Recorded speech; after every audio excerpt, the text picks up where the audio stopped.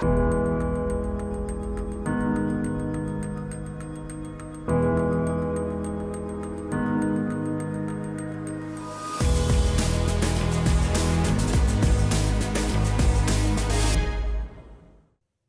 this segment, we're going to talk about the very last thing to do in sermon preparation, and that is writing your introduction.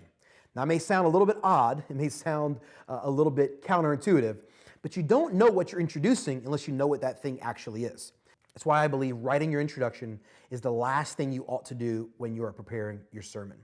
And I want to also encourage you to actually write out the first few sentences of your sermon and memorize it. Many people stumble when they are first preaching, particularly when they are launching into particular pieces of content they've never preached before. And therefore, writing out the introduction to your sermon can be extremely helpful, even if you don't write out the entire sermon, even if you're just using an outline rather than a manuscript. When you're writing the introduction, you want to give a hello or a welcome. Now, this may sound sort of obvious, but people may not know you. And even if they do know you, you still want to say hello. Whenever I was a local church pastor, I would start every sermon by saying, "Hello, welcome, good to have you this morning. My name's Kenny. Most of you in the room know who I am. If you are here and you don't know me, I'm one of the pastors here. I have the privilege of teaching on a regular basis. Thank you so much for being here. Glad to be here with you this morning." Now, that sort of idea of starting off with a welcome is really helpful because it's inviting. It instantly causes a connection between you and the audience. And then the immediate thing you want to do in your introduction, sooner rather than later, is frame the question that you are going to answer. So if I'm preaching through Luke 15, I may start off by saying, "Hey, welcome today. My name is Kenny. So glad to have you. I'm one of the teaching pastors here. Today, I'm going to address something that's really, really important. You know, many of you have asked the question, you've had moments where you felt like God didn't love you. Today, I'm going to answer the question, does God love me no matter what?" That's the question I'm going to address. That's what Luke 15 is going to give me. If I'm preaching through Acts chapter 1, I may say something to the effect of, today we're going to talk about the importance of bridging the gap between us and people that maybe are different than ourselves. And we're going to use a passage of scripture that is relatively well known, but maybe sometimes is misunderstood. See what I did? I'm laying the foundation of exactly what we're going to talk about. And then in my sermon, what I want to do is I want to make certain promises. Yes, I want to make certain guarantees. I want people to know exactly what they're going to get out of my sermon. Now, you may be thinking to yourself, "Kenny, I'm a little bit nervous to make those kind of promises." Well, you know what? You shouldn't be preaching the sermon. If you can't make certain guarantees about what they're going to learn from the sermon, then the sermon really isn't worth preaching. If I'm preaching a sermon through the book of Amos, I'm going to make the promise. The promise is you're going to be challenged to really think about social justice in a unique way. And you're going to be challenged to think about loving people that maybe you hadn't loved before. And I'm going to promise to do that. And through the course of my sermon, I'm going to do this. In my introduction, I want to give a welcome. I want to frame the question I'm going to answer. And then I want to make certain promises. And then, throughout the course of my sermon, I want to make sure my sermon is crafted in a way that is actually fulfilling those promises. Which is the reason why we do the introduction last. Because I'm not starting my introduction by what promises I hope to answer.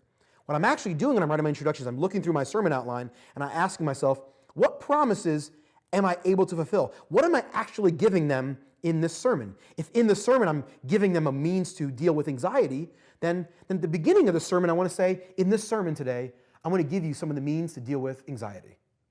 I want to give them the promise of what I plan to give them throughout the course of the sermon. Now, when you're writing your introduction, creativity is extremely helpful. It's not needed, it's not absolutely necessary that you be creative, but it is helpful to start with something that is a little bit unique. I love to start with metaphors, particularly things in pop culture that maybe is not obvious. Several years ago, I was preaching on a particular parable in one of the Gospels, and I used an element or a thing from pop culture. You see, that particular summer, there was a new musical that had just come out called Hamilton. Some of you are probably very familiar with it. Several years ago, Hamilton came on the scene. It was the most popular Broadway play in several years. The soundtrack was being sung by people everywhere. Hamilton was sort of this hit sensation in pop culture.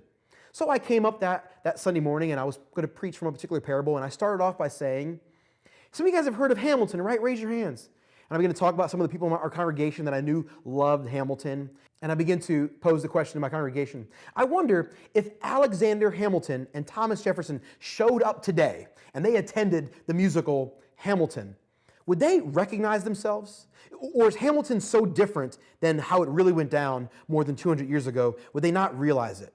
Is it possible that Alexander Hamilton would sit in the audience and say, oh, that's me. Oh, that's Thomas. Oh, that's George. Would they know who was who in the story? You see, parables are designed to do that for us. It's a story that Jesus is telling. We are to watch the story, and we are to look for ourselves in the parable. Who am I in this story? And how is Jesus speaking to that person in the story? What lesson is that person learning? Because that's the lesson I should learn. And then I dove into the parable, and throughout the course of the sermon, I kept telling my audience, the congregation, who are you in this sermon? I kept posing this question. If you are this person, here's what applies to you. If you're this person, here's what applies to you. See, I was using an element of pop culture, this kind of creative, fun way to start off a sermon, talking about something that I knew a lot of people in our congregation love. I began to talk about this, and I kind of made a joke about it, and I hammed it up, and I talked about it in a really passionate, animated way, and I had some people in the audience sing some of the songs. And the reason I did this is because I wanted the audience to really get engaged, but I really wanted to drive home the point that whenever you're reading a parable, the thing you're doing is watching a story, and you're looking for yourself. Because in Hamilton, the actors are playing people for a particular purpose. And in the same way, Jesus is putting us on display in these stories for particular purposes. And if we take that ideology to our parables, we can discover the lessons that God has for us faster and more effectively.